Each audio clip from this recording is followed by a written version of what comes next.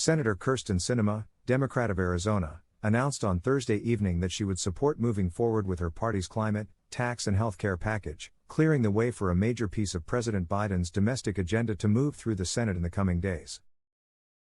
To win Ms. Sinema's support, Democratic leaders agreed to drop a $14 billion tax increase on some wealthy hedge fund managers and private equity executives that she had opposed, change the structure of a 15% minimum tax on corporations, and include drought money to benefit Arizona.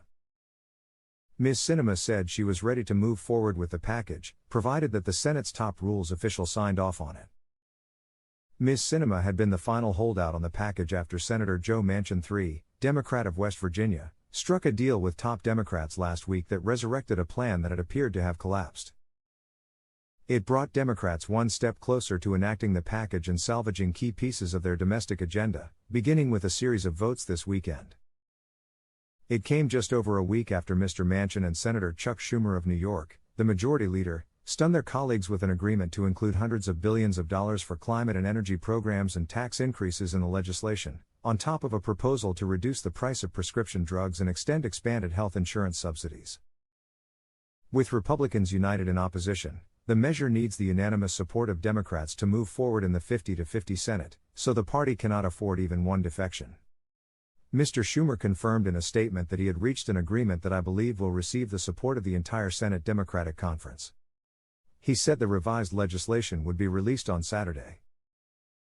The agreement preserves the major components of the Inflation Reduction Act, including reducing prescription drug costs, fighting climate change, closing tax loopholes exploited by big corporations and the wealthy, and reducing the deficit, he said. The deal will put us one step closer to enacting this historic legislation into law. Mr. Biden called on the Senate to quickly pass the measure, praising the deal as another critical step toward reducing inflation and the cost of living for America's families. Ms. Sinema insisted on the removal of a provision that would have limited the preferential tax treatment of income earned by some wealthy hedge fund managers and private equity executives.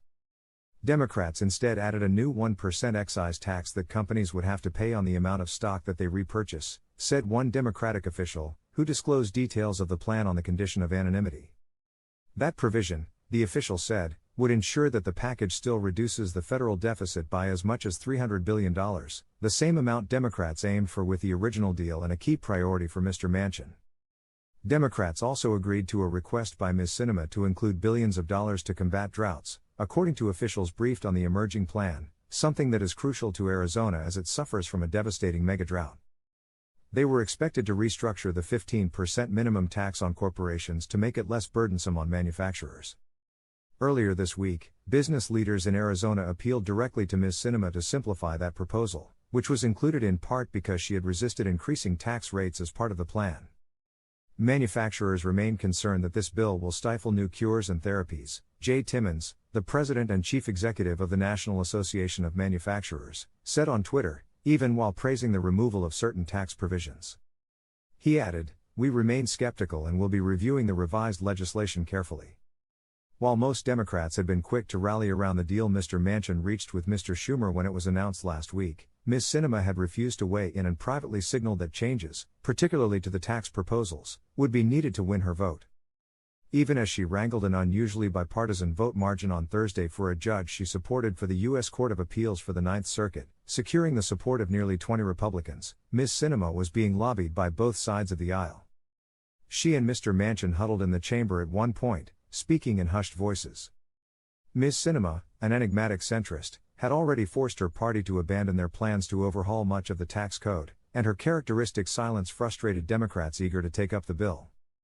After hearing that she had given the bill her support, several Democratic senators and aides celebrated, confident that final passage was within reach. "We are about to pass monumentally necessary and popular legislation," declared Senator Brian Schatz, Democrat of Hawaii, adding, "It's happening." Mr. Schumer said that he planned to hold a test vote on the measure on Saturday afternoon, keeping the Senate from leaving for a planned 5-week August recess to finish work on the legislation. The package still must clear a series of hurdles before the Senate can pass it.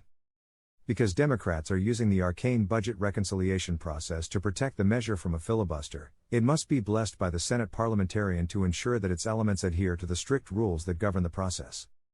That process was expected to continue on Friday, and could result in further changes to the measure if certain pieces are deemed out of order. Ms. Sinema left herself room to change course should those changes raise any concerns, saying she would move forward with the bill subject to the parliamentarians' review. Republicans will have an opportunity this weekend to try to force changes before final passage of the legislation during a marathon series of amendment votes known as a vote-a-rama. If all Republicans are present, all 50 senators who caucus with Democrats must remain united to protect the legislation as written. In her statement, Ms. Sinema said she would work with Senator Mark Warner, Democrat of Virginia, on separate legislation to address the preferential tax treatment for hedge fund income, sometimes called the carried interest loophole. She said they would focus on protecting investments in America's economy and encouraging continued growth while closing the most egregious loopholes that some abuse to avoid paying taxes. But doing so outside of a reconciliation bill would require 60 votes to overcome an all but certain Republican filibuster, and it is unlikely that enough GOP senators would join the effort to allow that to happen.